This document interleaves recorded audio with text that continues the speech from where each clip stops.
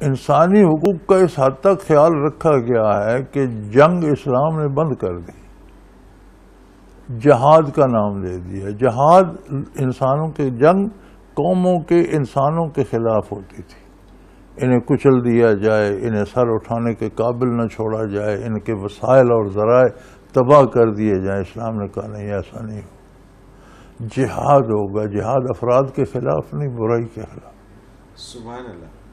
اگر وہ برائی چھوڑ دیں، کفر پر بھی رہیں، امن سے رہیں، اپنا وسائل استعمال کریں، جئیں سکھی جئیں، کفر اسلام کا حساب اللہ لے گا، ہم نے نہیں لینا۔ لیکن دنیا میں اپنی حدود کے اندر رہیں، بدامنی پیدا نہ کریں، رہیں، اسلامی ریاست میں رہیں، انہیں ٹیکس دینا پڑے گا، لیکن اگر ریاست پر حملہ ہوتا ہے تو کافر اس کے ذمہ دار نہیں، ان کے لیے جہاد نہیں ہے۔ مسلمانوں کی ذمہ داری ہے ان کی بھی حفاظت کریں، ریاست کی بھی حفاظت کریں، اپنی بھی حفاظت کریں، کفار جو ان کے زیر سایہ ان کی بھی حفاظت مسلمانوں کی ذمہ داری ہے، ریاست مسلمانوں کی ہے۔ کافر پہ جہاد نہیں ہے، اس پہ جزیہ ہے، اس نے اپنا ٹیکس دے دیا حکومت کا 1.5 سال، اب مسلمان حکومت کی ذمہ داری ہے کہ اس کی حفاظت کریں۔ ہم اس عہد میں بھی ہم اپنے آپ سے آگاہ نہیں ہیں، ہم کھو گئے ہیں کفار کی تقلید میں کہ شاید یہ جیت کے ہم ان جیسے ہو جائیں، حلیہ ان جیسا بنا لیں، تعلیم ان جیسی ہو، اپنی ذاتی چھوڑ دیں، کاروبار ان جیسا کر لیں تو ہم بھی موج کریں گے۔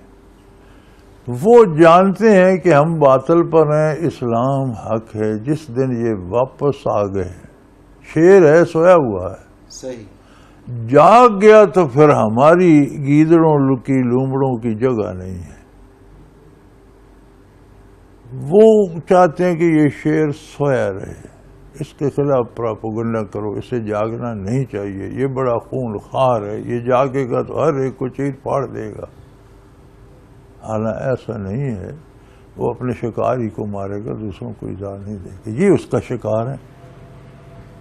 مسلمان اپنے آپ سے آگاہ نہیں ہے، کافر اس سے خبردار ہے کہ اگر یہ واپس اس نے دامن رسالت تھام لیا تو یہ ناقابل تصغیر ہوگا، پھر دنیا پہ حکومت اسلام کی ہوگی، ہمارا نشان نہیں ہوگا، ہم محکوم ہوں گے، غلام ہوں گے۔ صحیح، یہ ڈر ہے۔ اس ڈر کے لیے وہ اسلام کے خلاف پراپیگنڈا کرتے ہیں۔ صحیح۔ اور اللہ کی شان ہماری ایسی بدقسمتی ہے، ہمارا اللہ مجھے معاف کرے، کہنا نہیں چاہیے، چھوٹا منہ بڑی بات، لیکن ہمارا مولوی بھی مولوی کا دشمن ہو رہا ہے۔ اس مسجد کے نمازی اس مسجد کے نمازیوں کو کافر سمجھتے ہیں۔ یار یہ کیا ہے؟